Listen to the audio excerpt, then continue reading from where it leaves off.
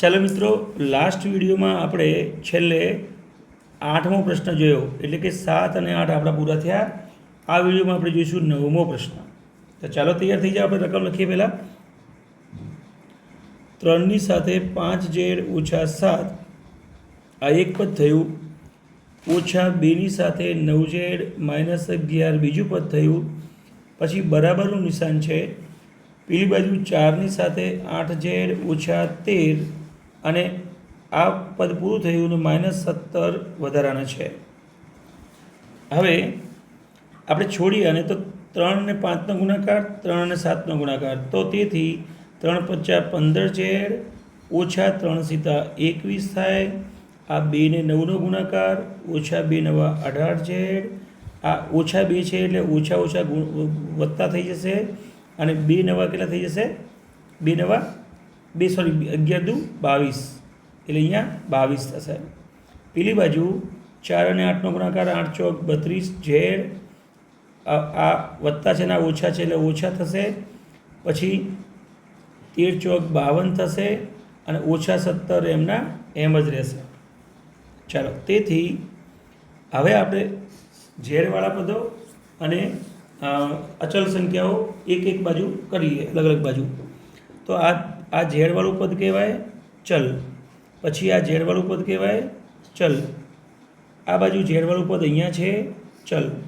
બાકી બધી સંખ્યા એક બાજુ જમણી બાજુ લઈ જઈશું. ઝેડવાળા પદ કેવી રીતે કરશું? ડાબી બાજુ. તો તેથી 15z એમને એમ, -18z એમને એમ, અને પેલી બાજુથી 32ને ઉપર લઈએ એટલે -32z અહીંયા પ્લસના માઇનસ થાય. એટલે કે આ જે રકમ લખી એ ખાલી અહીંયા 32z મેં એક્સ્ટ્રા પેલી બાજુથી લાવ્યા છે. બરાબરની પેલી બાજુ શું પડ્યું છે? તો એક તો 52 ઓછામાં પડ્યા છે, -17 પડ્યા છે. આ બાજુથી 22 અને 21 બંને આવે છે. પહેલાં 21ને લઈએ તો 21 માઇનસવાળા પ્લસમાં આવશે અને પછી 22 પ્લસવાળા માઇનસમાં આવશે. ચાલો, આટલા સુધી તમને કોઈ પ્રોબ્લેમ નથી. તો હવે આગળ વધીએ. તેથી જો હવે આ ઝેડવાળા પદ છે એમાં 15z અને 15z ધન છે અને બાકી 2 ઋણ છે. ઋણનો શું થાય? સરવાળો. જવાબ કેવો રહે? ઋણ જ રહે. તો આપણે કરીએ -18 અને -32, એટલે એ ઝેડવાળા છે. તો 8 ને 2 10, એક વધી, 1 ને 1 2 3 5, -50z આપણને મળ્યા. હવે -50z માં 15z પ્લસ કરીએ, એટલે કે એક ધન અને એક ઋણ સરવાળો ના થઈ શકે, બાદબાકી થશે. મોટી સંખ્યા માઇનસ છે એટલે જવાબ કેવો આવશે? માઇનસ. 50માંથી 15 જાય તો આપણને કેટલા મળે? 35.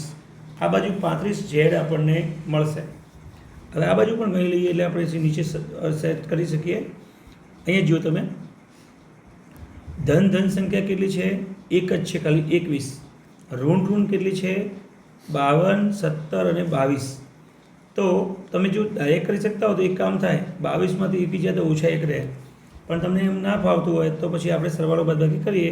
તો -52, -17, -52, -17 ને -22, આ ત્રણેય માઇનસ છે. તો જવાબ તો માઇનસ જ રહેશે, પણ સરવાળો થશે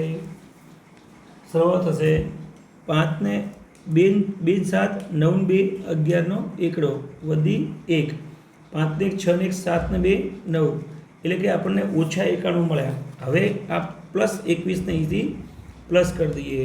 1 - 1 વત્તા જવાબ કેવો રહે? થાય તો બાદબાકી, પણ જવાબ મોટી સંખ્યાનું નિશાન ઓછા છે એટલે ઓછા રહેશે. હવે 1માંથી 1 જાય તો 0, બાદબાકી થાય.